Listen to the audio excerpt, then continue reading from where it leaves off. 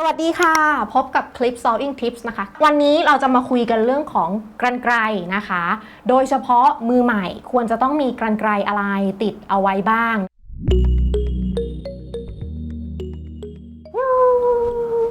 ฮัลโหลสวัสดีค่ะกันสวัสดีค่ะไม่ได้อัพคลิปนานเลยนะคะก็วันนี้แหม่มจะมาพูดถึงเรื่องของกรรไกรนั่นเองเคยทำคลิปรีวิวอุปกรณ์เอาไว้หลายๆอย่างแล้วแต่คลิปนี้เนี่ยแหม่มจะมาโฟกัสที่เรื่องของกรรไกรนะคะยังไม่ไปเดินสำรวจให้พอใจลูกเรามาดูกันดีกว่าว่าถ้าเราเป็นมือใหม่นะคะเราอยากจะมีกรรไกรประจำตัวเอาไว้สำหรับงานตัดเย็บเสื้อผ้าเนี่ยมีกรรไกรอะไรบ้างมันจะต้องแบบว่า must have ติดเอาไว้เลยนะคะกรรไกรแบบเบสิกง่ายๆนะคะตัวนี้เลยนี่อันนี้เป็นกรรไกรตัดกระดาษนะคะก็ทุกคนน่าจะคุ้นเคยกันดีก่อนอื่นแหม่มอยากจะบอกก่อนว่ากรรไกรที่ใช้สำหรับตัดอะไรนะคะก็ควรจะตัดอันนั้นอย่างเดียวไม่ควรจะต้องแบบว่าคอสกันไปมานะคะเช่นกรรไกรตัดกระดาษมันก็ควรจะตัดแต่กระดาษนะคะไม่ควรเอามาตัดผ้าวันนี้เนี่ยเราโฟกัสที่ความเป็นมือใหม่กรรไกรมันมีหลายเซกชันหลายรูปแบบหลายราคามากแต่มือใหม่จะต้องมีกรรไกรตัดผ้า2อันนี้ที่แหม่มแบบอยากให้ must have มีติดมือกันไว้เลยนะคะก็คือกรรไกรตัดผ้าบางคืออันนี้แล้วก็ตัวนี้เป็นกรรไกรตัดผ้าหนานะคะตัวกรรไกรเนี่ยผ้าบางผ้าหนาแหม่มใช้ยี่ห้อเดียวกันคือยี่ห้อบอสนะคะซื้อได้ที่ไหนแหม่มจะทิ้งลิงก์เอาไว้ด้านล่างนะคะถ้าเกิดใครสนใจสามารถคลิกเข้าไปสั่งซื้อกันได้เลยนะคะอย่างตัวนี้เป็นกรรไกรตัดผ้าบางนะคะของบอสเป็นด้ามสีเงินแวววาวแบบนี้เลยซึ่งเป็นแบบ8นิ้วค่ะแหม่มก็จะใช้กับพวกคอตตอนแคนวาสซ้อนชั้นกันเต็มที่เนี่ยคือไม่เกิน2ชั้นนะคะกรรไกรตัวนี้เราจะมาพูดถึงเทคนิคของการตัดผ้ากันนะคะบนแพทเทิร์นเนี่ยจะมีทั้งลักษณะของความเป็นเส้นตรงเส้นโค้งอยู่ในนี้กรรไกรตัดผ้าเนี่ยเขามีเทคนิคที่จะใช้ตัดนะคะลงบนเส้นของแพทเทิร์นเนี่ยไม่เหมือนกันแหม่มอยากให้ดูที่ตรงนี้ก่อนถ้าแหม่มอันนี้กรรไกรขึ้นมานะคะ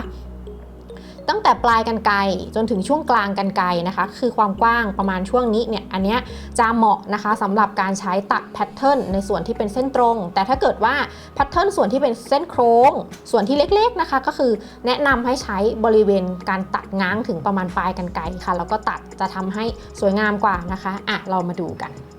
เดี๋ยวแหม่มขอตัดตัวผ้าตัวนี้ออกไปก่อนไม่ว่าจะเป็นกรรไกรตัดผ้าหนาผ้าบางใช้เหมือนกันนะคะตรงพื้นผิวตรงนี้เป็นเส้นโค้งนะคะแหม่มก็จะให้ดูว่าแหม่มจะใช้ลักษณะการตัดก็คือบริเวณจากปลายกรรไกรแถวปากกรรไกรแค่นี้นะคะประมาณนี้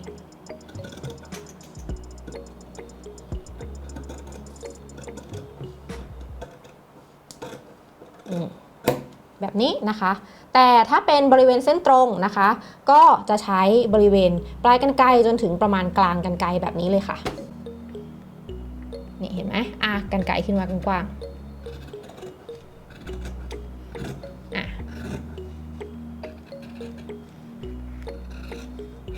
ปึ๊บเห็นไหมคะตัดออกไปแล้วเส้นโค้งเราก็จะใช้พื้นที่กรรไกรแค่นี้อีกครั้งหนึ่งค่ะสามารถหมุนนะคะแพทเทิร์นด้วยความที่มันชิ้นเล็กเนี่ยหันเข้าที่ตัวเองได้เลยแบบนี้จุดหนึ่งที่ยังไม่ทันได้บอกกันก็คือทุกครั้งนะคะที่เราจะตัดผ้าเนี่ยมือซ้ายของเราจะต้องวางกดอยู่ใกล้ๆกับบริเวณของแพทเทิร์นแบบนี้นะคะแล้วก็ค่อยๆใช้กรรไกรตัดไปห้ามยกนะคะห้ามยกแพทเทิร์นลอยขึ้นมาบนอากาศเราตัดเด็ดขาดเพราะว่าจุดประสงค์ของการที่ใช้แพทเทิร์นกลัดกับผ้าเนี่ยคือตัวแพทเทิร์นจะต้องแนบไปกับผ้าให้มากที่สุดนะคะเวลาตัดออกมาจะได้ใกล้เคียงนะมือเราก็แนบไปแบบนี้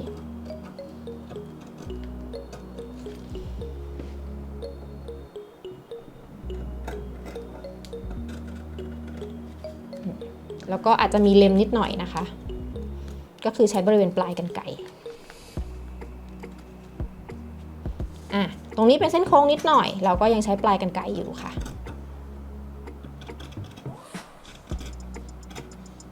ปุ๊บโอเคสุดท้ายเป็นเส้นตรงนะคะก็คือจะใช้ถึงกลางกรรไกรแบบนี้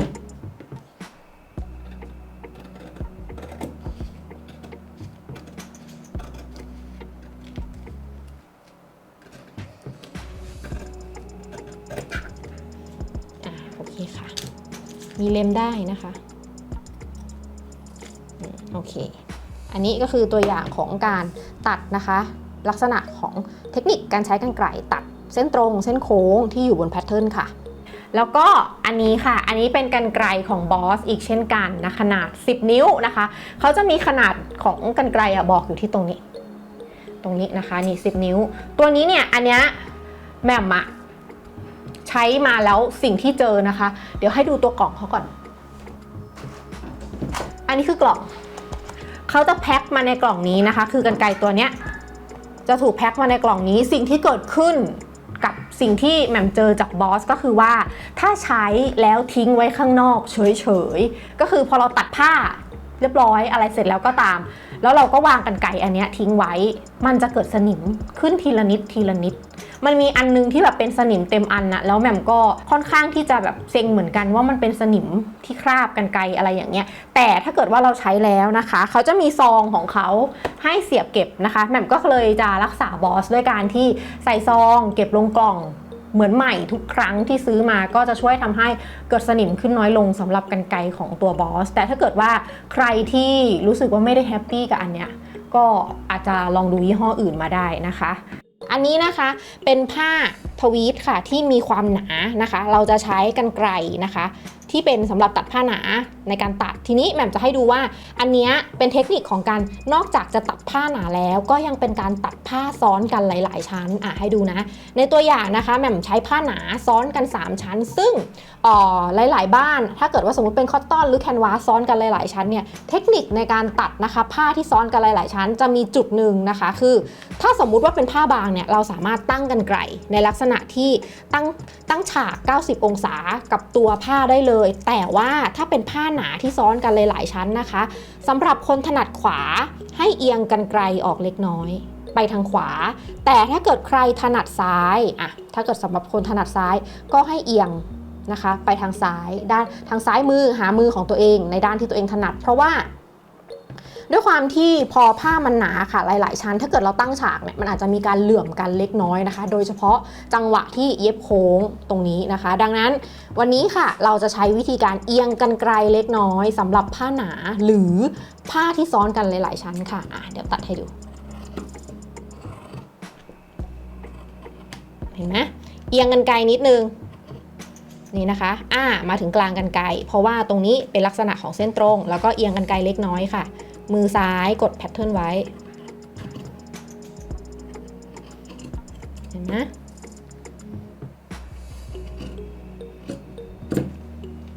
อันนี้มันตัดให้ขาดออกไปเลยโอเคตรงนี้นะคะเอียงกรรไกรเล็กน้อยไม่ต้องเอียงเยอะมากเอียงนิดเดียวเส้นโค้งนะคะเราจะใช้ปลายกรรไกรแค่นี้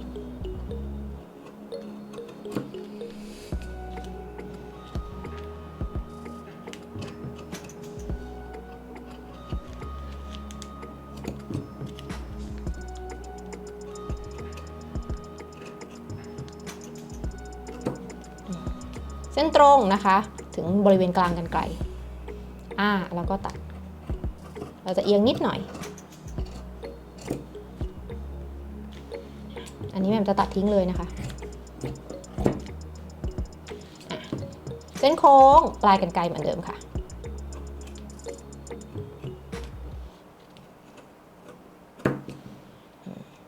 เส้นตรงเอียงนิดนึงโอเคเล็มนะคะในส่วนที่เกินออกมานี่นะคะพอถ้าเกิดว่าแบบให้ดูนะคะอันนี้ขออนุญาตเอาใหญ่ๆพวกนี้ออกเห็นไหมผลของการเอียงกรรไกรมันจะทำให้แพทเทิร์นเสมอกันทั้ง3ชิ้นทั้ง3ชั้นเลยนะคะเป็นแบบนี้เห็นไหมมันจะเสมอกันดังนั้นนะคะถ้าเกิดว่าใครต้องการตัดแบบว่าแพทเทิร์นออกมาหลายๆชิ้นพร้อมๆกันอันนี้มันลุยง่ายนะออกก่อนใครที่ต้องการตัดแพทเทิร์นหลายๆชิ้นซ้อนกันนะคะพร้อมๆกันให้ใช้กรรไกรตัดผ้าหนาแล้วก็เอียงเล็กน้อยนะคะเอียงออกไปทางด้านของมือฝั่งที่เราถนัดค่ะอีกอันนึงเป็นกรรไกรนี่ค่ะอันนี้เป็นโรตารี่คัตเตอร์นะคะก็คือจะเป็นเหมือนคัตเตอร์ให้เรากลิ้งลงไปเพื่อตัดแพทเทิร์นแล้วก็อันนี้นะคะอันนี้เนี่ยจะเป็นกรรไกรตัดได้ทราบกันดีนะคะเพราะว่าเห็นหลายคลิปแล้วส่วนใหญ่เขาจะเรียกกันว่ากรรไกรก้ามปูค่ะตัดเงียบๆเข้าไปแบบนี้เลย